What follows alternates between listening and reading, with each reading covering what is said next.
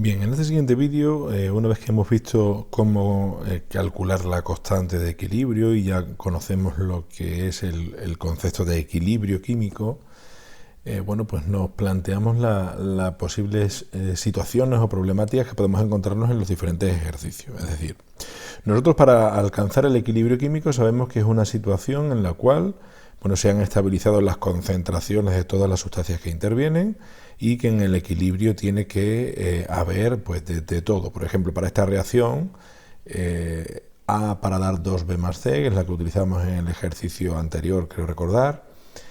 Bueno, pues se nos pueden dar diferentes situaciones y a partir de la situación inicial podemos saber cómo va a evolucionar la reacción hasta llegar al equilibrio. Por ejemplo, si nos dicen introducimos 2 moles de la sustancia A, pero no metemos nada de la sustancia B ni de la sustancia C, bueno, pues nos queda claro que en este caso la reacción va a evolucionar hacia la derecha, es decir, hacia la formación de los productos B y C, puesto que no hay. Y ya sabemos que en el equilibrio tiene que haber de todo. Es decir, partiendo de una situación inicial, en un ejercicio en el cual nos dicen que introducimos una determinada cantidad de A, pero no introducimos nada de B y nada de C, sabemos que esa reacción irá hacia la derecha. Por tanto, sería menos X en A, 2X en B y X en C, porque es lo que se formaría. Una siguiente situación sería al revés, es decir, dada la reacción así escrita, sin darle la vuelta, nos dicen que en el recipiente lo que hemos introducido inicialmente han sido 2 moles de B y 1 de C.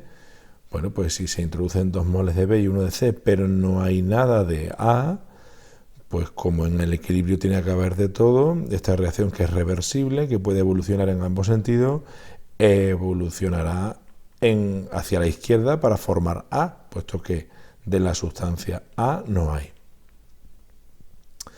Un tercer caso es, ¿y si introducimos 2 moles de A, 4 de B y 0 de C?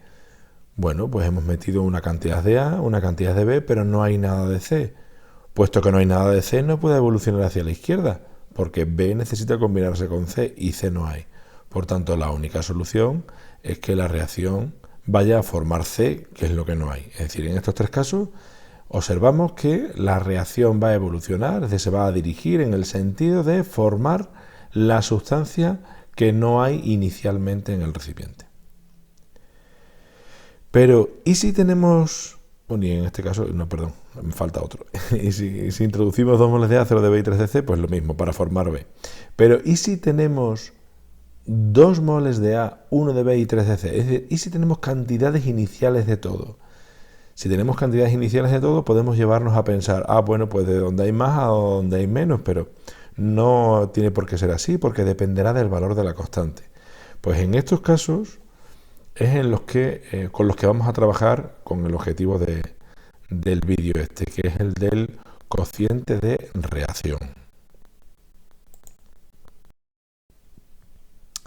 ¿Qué es el cociente de reacción? Bueno, pues el cociente de reacción, para una reacción cualquiera del tipo esa que mostramos ahí, es una expresión que nos relaciona las concentraciones de los productos con las concentraciones de los reactivos elevado a sus coeficientes estequiométricos, puesto que seguimos considerando procesos elementales. Pero estas concentraciones ya no tienen por qué ser las del equilibrio, sino que pueden ser las concentraciones iniciales.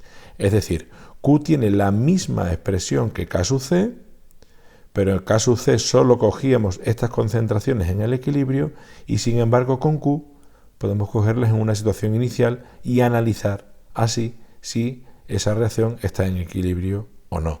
Para ello, un dato de este tipo de problemas en los cuales vamos a tener que utilizar el cálculo de Q, el cálculo del cociente de reacción, es que K sub C no va a ser una incógnita, sino que va a ser un dato inicial del problema.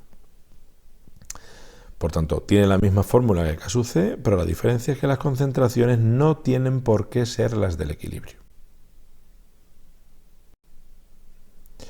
Así, si al analizar Q con esa situación inicial de partida de concentraciones de las sustancias que conocemos, si al calcularlo nos da igual al valor de K sub C, que es un dato del problema, entonces en ese caso podemos decir que inicialmente ya está en equilibrio. no va a ser el problema habitual. Es decir, lo habitual en los ejercicios será que partamos de una situación que inicialmente no está en equilibrio. Entonces las otras dos opciones son que Q sea menor que K sub C o que Q sea mayor que K sub C. Si Q es menor que K sub C, para llegar en el equilibrio a tener el valor de K sub C, tiene que aumentar. ¿Cómo aumentamos esa fracción que relaciona las concentraciones de productos y de los reactivos? Pues aumentando el numerador, es decir, aumentando los productos y disminuyendo las concentraciones de los reactivos. Es decir, esta reacción, cuando Q inicial sea menor que K sub C, evolucionará hacia la derecha. Si por el contrario Q es mayor que K sub C, tiene que disminuir. ¿Y cómo lo disminuimos? Disminuyendo numerador y aumentando denominador, es decir, aumentando los reactivos y disminuyendo los productos, de tal manera que se iguale con K sub C. Veamos algún ejemplo.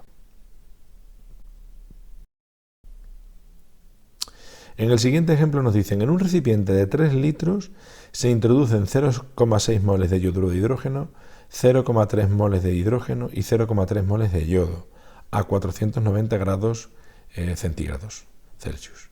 Si K sub C es igual a 0,022, vemos, es el dato del problema, no es una incógnita. Para la reacción así escrita, nos dan la reacción escrita. Apartado A, ¿se encuentra en equilibrio? Bueno, pues para saber si se encuentra en equilibrio, tendremos que calcular Q con estos datos iniciales y compararlo con K sub C. Si Q es igual a K sub C, diríamos que está en equilibrio. Si Q no es igual a K sub C, no está en equilibrio. Bueno, pues si calculamos Q con la reacción así escrita, recordad, productos en el numerador, reactivo en el denominador y elevado a los coeficientes de la ecuación ajustada, 1 para el hidrógeno, 1 para el yodo y 2, como tenemos aquí un 2 para el yoduro de hidrógeno, nos daría cantidades de hidrógeno, concentración de hidrógeno, pues 0,3 moles entre 3 litros, porque el recipiente es 3 litros, por 0,3 para el yodo entre 3 litros, dividido entre la concentración de yoduro de hidrógeno, 0,6 entre 3 al cuadrado.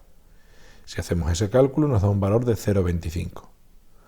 Puesto que 0,25 no es igual a 0,022, sino que es mayor, pues el sistema no se encuentra en equilibrio y tiene que evolucionar para que en el equilibrio esta desigualdad sea una igualdad, es decir, que Q sea igual a K sub C.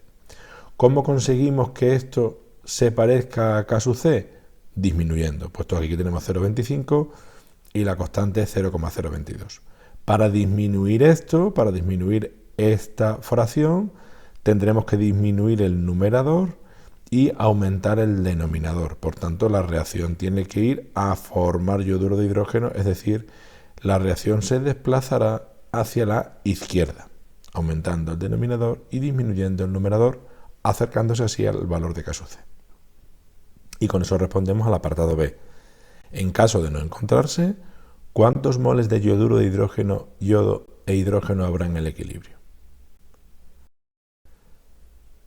Bueno, ya sabiendo que la reacción va a ir hacia la izquierda, es decir, que X moles de hidrógeno van a reaccionar con X moles de yodo para dar 2X, hacemos el cuadro igual que hicimos antes.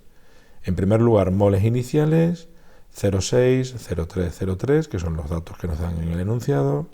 Moles de reacción, pues la expresión en X con los coeficientes que tenemos aquí ajustados, y le ponemos este signo menos, que no es que sea una cantidad negativa, sino simplemente para indicar que venimos hacia la izquierda, y a este un signo más para indicar que se suma, que se va a formar de yoduro de hidrógeno.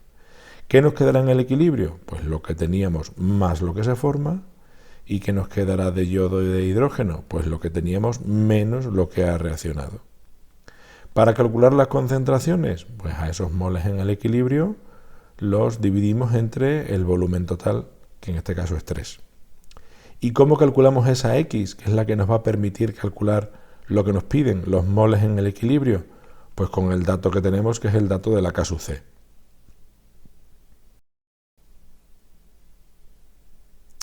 Si utilizamos la expresión de K sub C, ya sustituyendo por los valores de concentración que hemos puesto en la tabla anterior, e igualamos a 0,022, Pues resolviendo esa ecuación, que nos quedaría una ecuación de segundo grado, pues nos daría un valor de x igual a 0,163.